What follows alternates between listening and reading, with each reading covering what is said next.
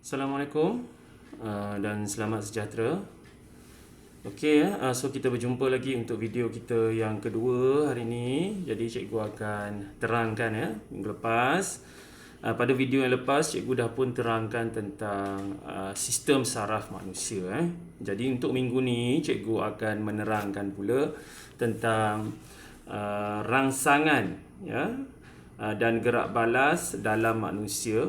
Itu rangsangan dan gerak balas dalam manusia. Iaitu pada hari ini untuk kita punya objektif kita kita ataupun awak pada akhir pembelajaran kita, awak mesti boleh melakar struktur organ deria dan menerangkan fungsi serta kepekaannya terhadap rangsangan. Okey, awak boleh melakar struktur organ deria dan menerangkan fungsi dan kepekaannya terhadap rangsangan. Okey, yang kedua, awak boleh menerangkan mekanisme pendengaran dan penglihatan dengan lakaran juga. Sebenarnya awak boleh terangkan dari segi mekanisme.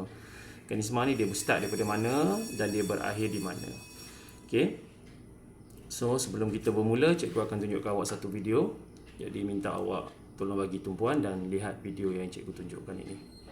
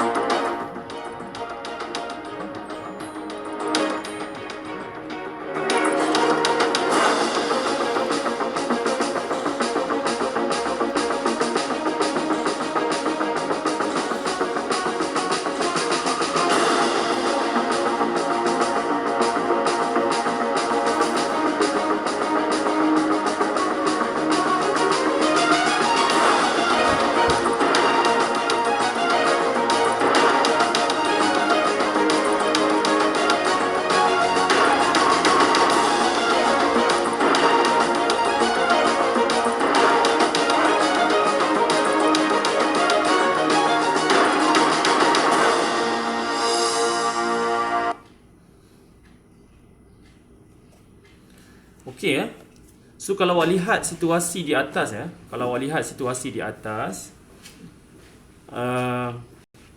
dia lebih kepada dua haiwan di situ, iaitu mangsa dan juga pemangsa. Mangsa di situ adalah arnab dan juga pemangsa adalah burung helang. Kalau awak lihat burung helang di situ, apa yang burung helang tu ada, apa dia punya kepekaan dia adalah pada mata dia. Mata helang dan juga mata manusia tidak sama. Mata helang dia boleh melihat dalam suatu jarak yang cukup jauh. Dia boleh nampak dia punya mangsa dia. Dalam 1 ke 2 kilometer dia boleh nampak dah. Kita tak ada, kita terhad So dia itu insting dia perlu pada dia untuk dia memburu. Dan bagi arnab pula tadi, Ada sahaja pergerakan, apa sahaja pergerakan di sekeliling dia, dia boleh mendengar dengan baik. Ya, sebab dia merupakan haiwan yang iaitu dia adalah mangsa.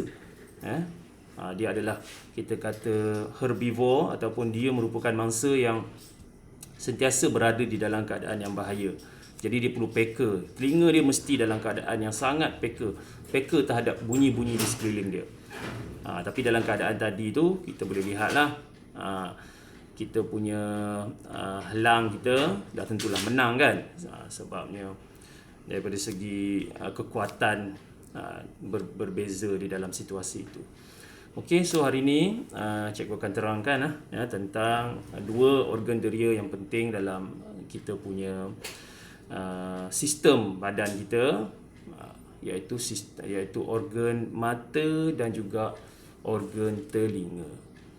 Okey, so mata dan telinga ni satu organ yang sangat penting lah. Kita tahu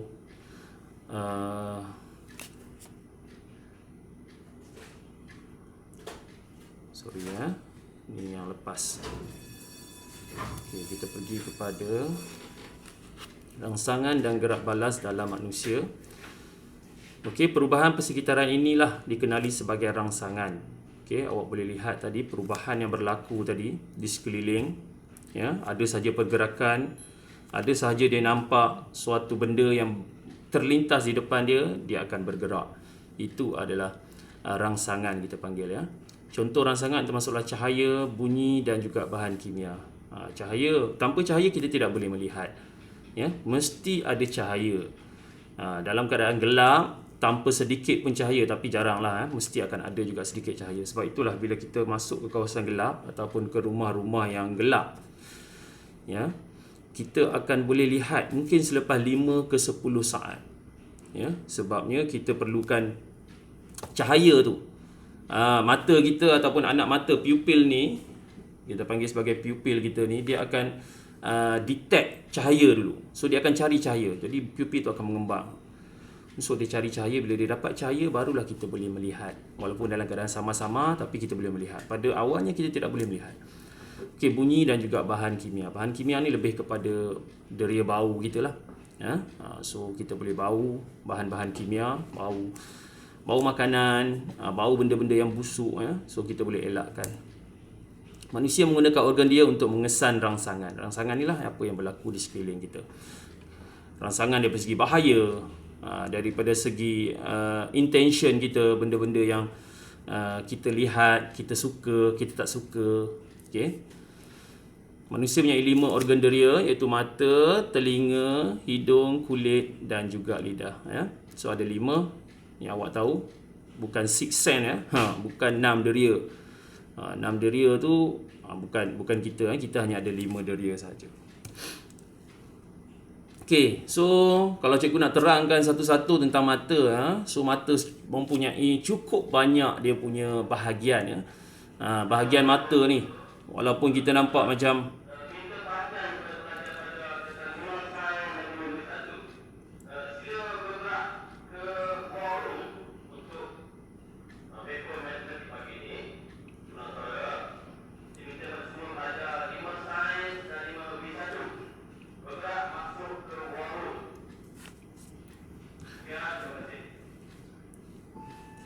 okey, maaf gangguan. Nanti kalau dalam video tu awak boleh lajukan sikit lah pada bahagian ni. Okey, so mata banyak sangat bahagian dia. Sebab tu mata ni dia lebih, mata, telinga dan sebagainya ni, dia lebih kepada awak punya keupayaan awak untuk menghafal bahagian-bahagian ni. Ya, tak ada orang cakap teknik yang bagus lah untuk kita dapatkan apa kita kata, bahagian-bahagian mata ni lah. Ya, sebabnya nama-nama ni baru bagi awak. Ya, sklera, koroid, saraf optik, konjungtiva, gelemae, gelemaca, pupil, ni semua benda-benda yang awak sebenarnya tak pernah dengar lah kan. So keupayaan awak untuk menghafal lah. Jadi kita pergi satu-satu, semua kita nak pergi go through kepada dia punya fungsi sajalah. Tengok fungsi dia. Okey, yang pertama kita ada kornea. Kornea ni satu bahagian, iaitu lapisan luksina yang membiaskan dan memfokus cahaya. Okey, so dia benda yang luksina yang kita dia nak fokus cahaya. Maksudnya bila cahaya tu masuk, dia fokus masuk dalam mata kita.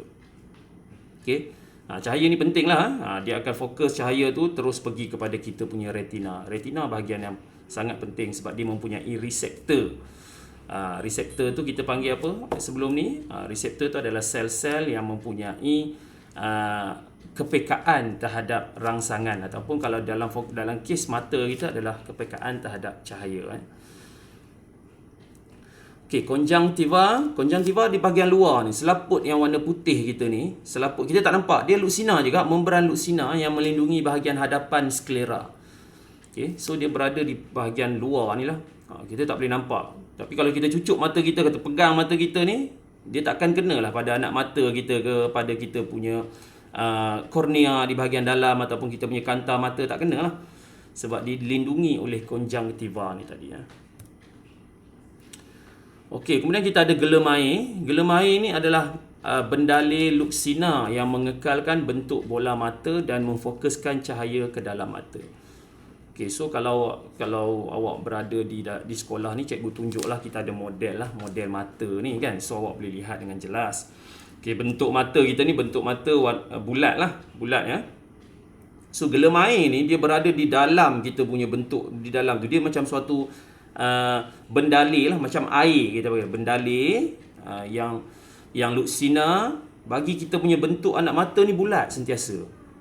So dia tak berubah lah bentuk tu. Tak adalah kejap-kejap lepeh. Dia mengekalkan bentuk bola mata tu. Dan dia boleh fokuskan cahaya masuk terus ke dalam kita punya mata. Okey, pupil.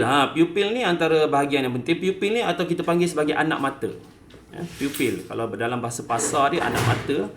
Anak mata ni adalah bukaan di tengah iris yang mengawal kuantiti cahaya yang masuk ke dalam mata. Bahagian tengah ni kan, kalau awak lihat ada yang warna hitam tu kan. So dia tu anak mata lah tu, ataupun pupil lah. Dia berada di tengah. So dia kawal berapa banyak cahaya nak masuk. Kalau macam kita lihat cahaya matahari kan, so dia akan cuba untuk melindungi mata kita supaya tak terlalu banyak kuantiti cahaya yang masuk dan boleh menyebabkan kita punya retina dalam mata kita rosak. Okey, iris bahagian berwarna yang mengawal saiz pupil. Yang iris ni yang kecil besar. So kita tak boleh lihat lah. Kalau kita berada di kawasan yang gelap, dalam bilik yang gelap, so iris ni akan kecil dan besar. Kalau dalam bilik yang gelap, iris ni akan besar. Sebab apa? Dia nak cari cahaya. Dia nak cari cahaya. Dia mengawal saiz pupil. Dia dengan pupil ni kira dekat-dekat lah. Dua bahagian yang hampir dekat, sama saja. Iris ni. Okey, kemudian kita ada otot silia. Otot silia ni tak adalah penting sangat untuk awak tahu. Otot yang mengubah ketebalan kanta mata melalui pengecutan dan pengenduran. Okey, dia mengubah ketebalan kanta mata. Dalam mata kita pun ada kanta. Sebab itu orang yang tak apa-apa nampak ataupun dia rabun, dia akan pakai kanta tambahan. Dalam mata dah ada kanta lah. Tapi dia pakai lagi cermin mata. Cermin mata ni kita panggil sebagai kanta tambahan lah. Kanta cembung dan juga kanta cekung. Nanti kita akan pergilah apa itu kanta cembung dan kanta cekung. Ligamen penggantung. Yang ni dia memegang kita punya anak mata kita, bagi dia kekal pada kedudukan dia. Dia kekal lah. Di situ lah. Dia tak bergerak. Jangan pula nanti tiba-tiba mata hitam awak ni ataupun kita punya anak mata ni pergi ke belakang. Hilang. Ada tinggal mata putih je. Dah jadi macam hantu lah pula. Kan? So sebab itu gunanya ligamen penggantung ni, gentian kuat yang memegang kanta mata pada kedudukannya. Jadi mata kita ni sentiasa statik. Kadang-kadang ada orang tu dia apa kita kata, dia juling kan. Juling ni dia punya masalah dia pada ligamen penggantung dia lah. Ligamen penggantung dia mungkin berubah kedudukan tu. Tidak berada pada kedudukan yang asal. Jadi untuk betulkan dia, kadang melalui pembedahan ataupun kadang-kadang kita perlu memakai cermin mata yang mempunyai kita kata apa, power lah. Dia punya capacity, power dia tu tinggi.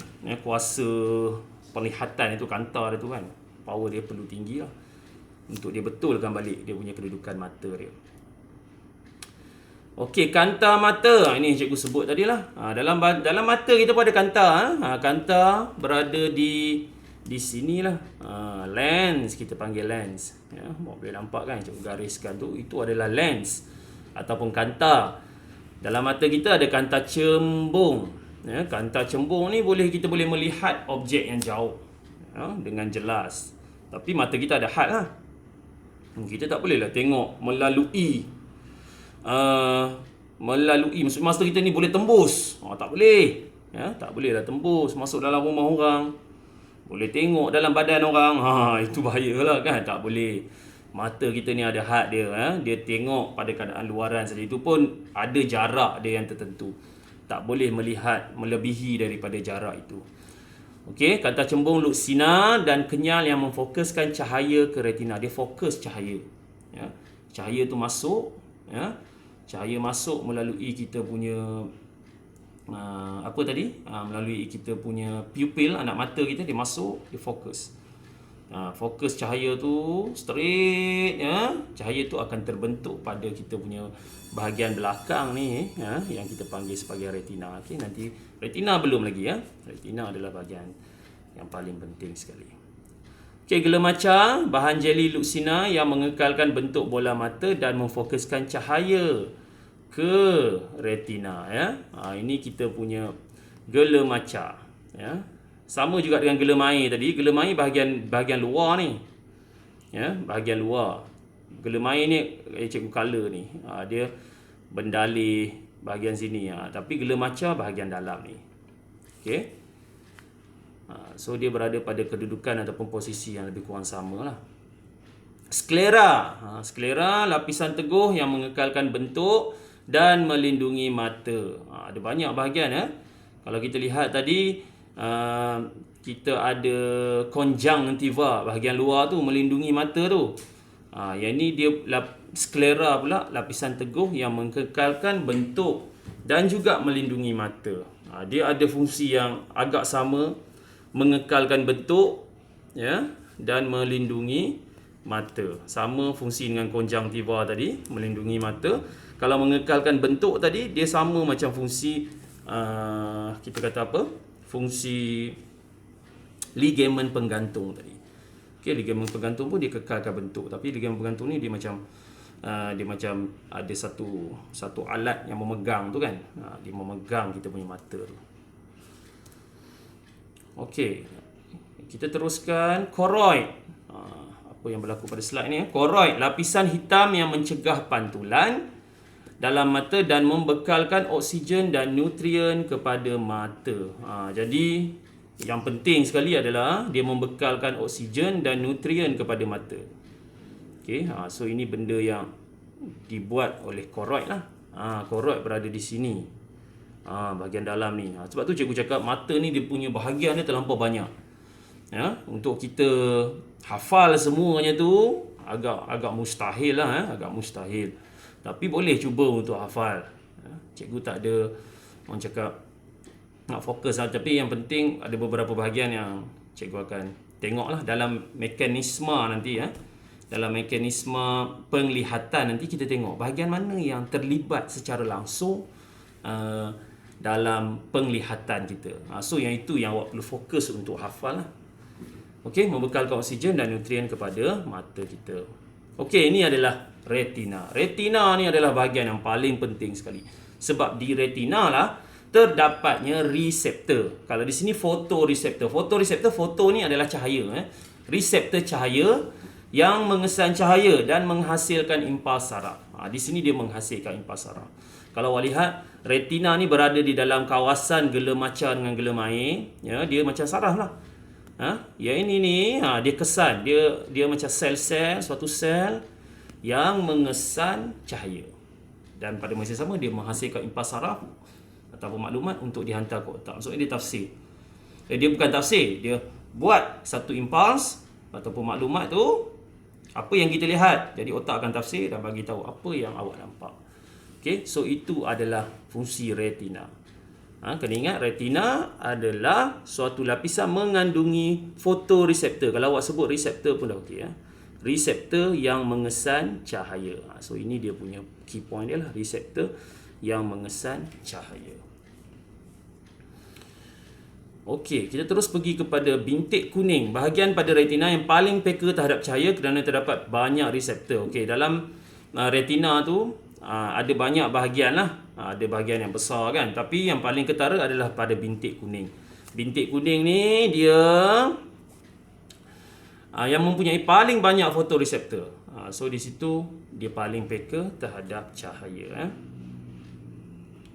Okey, bintik buta pula, bahagian pada retina yang tidak peka terhadap cahaya kerana tiada fotoreseptor dan merupakan tempat keluar bagi semua saraf optik. Bintik buta ni, kalau awak kata, biasa kita sebut, orang sebut kan, tu titik buta aku bila time kita bawa kereta kan. Mungkin awak tak pernah bawa kereta. Biasa kalau bawa motor ke kan, walaupun awak tak ada lesen lagi kan, mesti ada orang yang pernah bawa motor. Ada satu part yang awak takkan nampak pada bahagian tepi kiri kanan awak ni, awak tak boleh nak nampak dia. Ya, itu yang kita panggil sebagai bintik buta, bahagian pada retina yang tidak peka terhadap cahaya kerana tiada fotoreseptor dan merupakan tempat keluar bagi semua gentian saraf optik. So di sini adalah kita punya titik buta gitu. Tak nampak. Ya. Blind spot ni yang warna hitam ni. So di situ awak takkan nampak. Ya, sebabnya tiada cahaya yang terkena pada bahagian itu. So ada certain bahagian pada tubuh badan kita yang kita tak boleh nak nampak. So itu adalah merupakan titik buta kita. Blind spot ni sangat bahaya. Blind spot ni sangat bahaya, terutama bila time kita memandu. Kita tak perasan ada kereta di sebelah ke kan, kita menukar laluan kiri dan kanan tanpa bagi signal dan sebagainya. Itu yang berlanggar dengan orang tu, sebab benda tu berada pada titik buta. Bila kita tengok pada kita punya side mirror tu, kita nampak, tapi sebenarnya dia tak ada. Sebenarnya kita ingat kosong, tapi sebenarnya ada orang di situ. Sebabnya dia berada pada titik buta kita, titik di mana tiada cahaya yang dikesan di kawasan itu. Okey, saraf optik, kita hampir sampai dah. Saraf optik adalah saraf yang membawa impas dari retina ke otak untuk ditafsirkan. So di sini saraf optik lah, bahagian belakang ni. So apabila image terbentuk pada retina, image terbentuk pada retina adalah image songsang. Image tu terbalik kita lihat mentol ni. Kalau lihat mentol kan, kita lihat mentol dalam keadaan biasa saja. Tapi bila dia image tu terbentuk pada kita punya retina di belakang kepala, di belakang mata kita tu, image tu terbalik. Image tu terbalik. Tapi otak boleh tafsir kita punya apa yang kita lihat tu lah. Tak ada bagi tahu retina kita punya mentol tu terbalik, tak ada kan. So image tu, hanya image tu saja terbentuk pada mata kita terbalik. Cuma bila dia tafsir pada otak, otak mentafsirkan ni dengan betul lah. Okey, apakah warna objek yang dilihat? Bukan semua objek ataupun bukan semua kita kata benda hidup lah, terutama manusia dan juga haiwan ni boleh melihat warna dengan baik lah. Kita beruntung manusia, ada orang yang buta warna, tapi kita boleh melihat semua warna.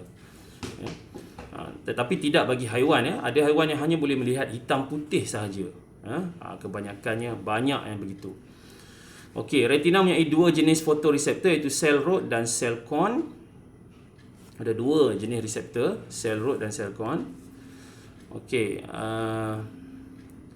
sel rod peka kepada keamatan cahaya yang berbeza, termasuklah cahaya yang samar, tetapi tidak peka kepada warna cahaya. So sel rod ni dia peka kepada keamatan cahaya yang berbeza, termasuk cahaya yang samar. Maksudnya yang ni sangat penting lah bagi haiwan-haiwan yang merupakan mangsa dan juga pemangsa. Kadang-kadang ada singa pemangsa ni dia memburu pada waktu malam.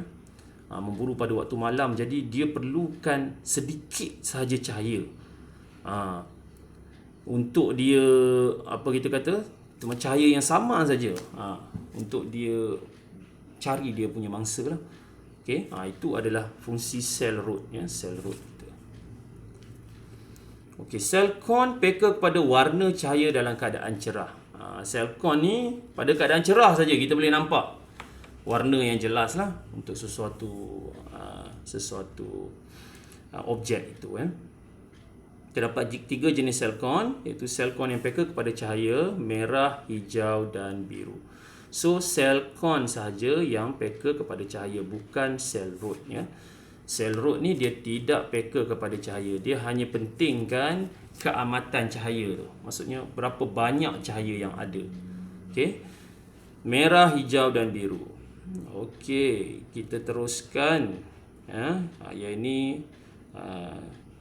ini tak perlulah. Ini sebab dia hanya menerangkan fotoreseptor, sel rod dan selkon ni, di mana cahaya masuk.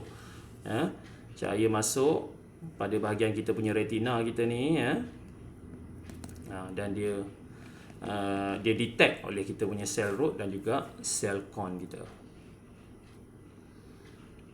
Okey, kita masuk bahagian telinga.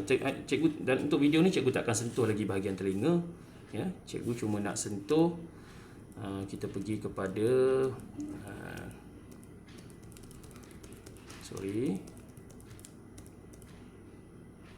sekejap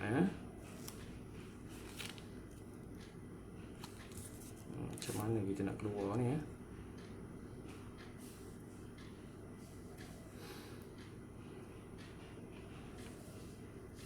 Okey, cikgu hanya nak pergi kepada kita punya mekanisme kita sekejap. Last but not least, satu lagi yang cikgu nak terangkan adalah mekanisme bagi mata kita Tadi kita dah pergi banyak bahagian mata kita. Okey. So yang pertama sekali, mekanisme penglihatan manusia ni. Yang pertama, sinar cahaya dari objek memasuki mata melalui kornea. Okey. So cahaya, tak kisahlah daripada apa objek sekalipun, kalau di sini dia bagi contoh lilin So cahaya tu akan masuk melalui kita punya kornea. Okey, kornea kita berada di tengah. Diikuti oleh gelem air. Okey, gelem air kita masuk gelem air, kanta mata. Mana kanta mata kita? Sini kanta mata Oh, sini gelem air gelem air kita di sini. Okey, sini kornea di depan, gelem air, lepas tu dia masuk kanta di tengah yang warna biru ni Gelem air ni sebenarnya keseluruhan ni, bahagian luar ni pun gelem air juga Yang ni semua. Okey, kemudian dan gelem maca di bahagian tengah ni sebelum sampai ke retina. Okey, so sebelum sampai ke retina kita di sinilah. Di sini retina kita, bahagian belakang ni. Bahagian belakang. Semua bahagian mata ini akan memfokuskan sinar cahaya dari objek ke retina. Okey, so kita tengok balik apa yang terlibat. Yang pertama, kornea.